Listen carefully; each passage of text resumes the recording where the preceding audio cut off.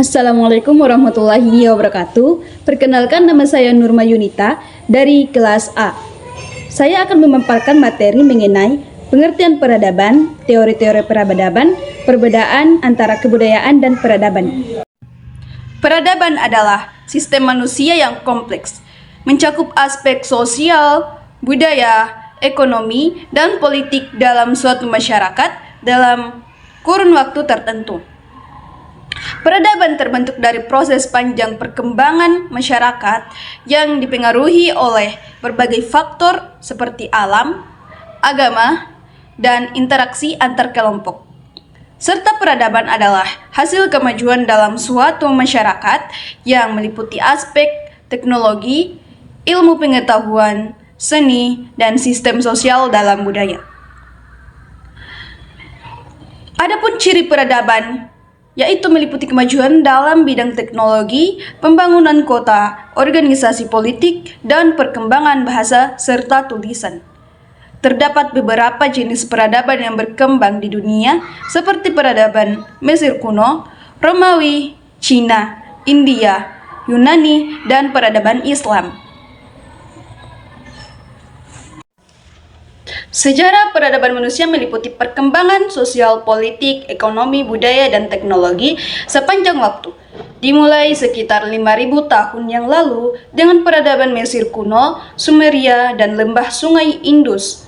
Manusia telah berkembang dari masyarakat primitif menjadi masyarakat yang kompleks dan maju. Perkembangan signifikan juga terjadi pada peradaban Yunani kuno dan Romawi, abad pertengahan Renaissance, revolusi industri hingga era modern dengan kemajuan dalam ilmu pengetahuan dan teknologi. Seperti revolusi teknologi informasi dan digital, sejarah peradaban manusia adalah cerita tentang perubahan, kemajuan, dan tantangan yang dihadapi manusia sepanjang waktu, mencerminkan kompleksitas dan keberagaman manusia di seluruh dunia. Teori peradaban adalah upaya untuk memahami perkembangan struktur dan dinamika masyarakat manusia sepanjang sejarah.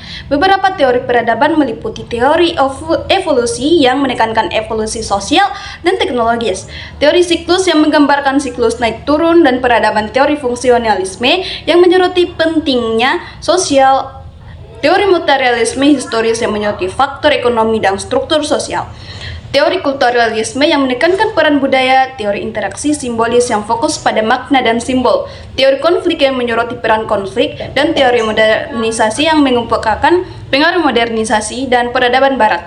Setiap teori memberikan sudut pandang yang berbeda memahami peradaban manusia. Kebudayaan dan peradaban memiliki hubungan yang erat dan saling mempengaruhi. Kebudayaan merupakan pola perilaku, nilai-nilai, norma-norma, bahasa, dan simbol dalam masyarakat. Sementara peradaban mencakup aspek sosial, politik, ekonomi, dan teknologi yang lebih luas. Kebudayaan menjadi fondasi peradaban, manifestasi konkret dari kebudayaan, saling mempengaruhi dan berubah seiring waktu, serta membentuk identitas dan ekspresi masyarakat. Menurut Cohen Jaraningrat, kebudayaan memiliki wujud ideal, kelakuan, dan Benda Oswald Spengler dan menyatakan bahwa kebudayaan adalah upaya yang terus berlanjut, sedangkan peradaban adalah titik akhir kegiatan manusia, mencerminkan pusat spirit, keseruan, dan karakter universal di suatu zaman. Perbedaan antara kebudayaan dan peradaban terletak pada sifat, penampilan, waktu, pengaruh, dan pola pengembangan keduanya. Kebudayaan cenderung tertutup dari pengaruh luar, sederhana dalam penampilannya, berkembang lambat, dipengaruhi oleh waktu, dan bisa terbentuk tanpa peradaban. Di sisi lain, peradaban lebih terbuka terhadap perubahan, perkembangan lebih cepat, tidak terbatas oleh waktu atau aturan tertentu, membutuhkan kebudayaan sebagai fondasi dan melibatkan perkembangan yang lebih pesat dalam aspek sosial, politik, ekonomi, dan teknologi. Terima kasih, itulah materi yang saya paparkan.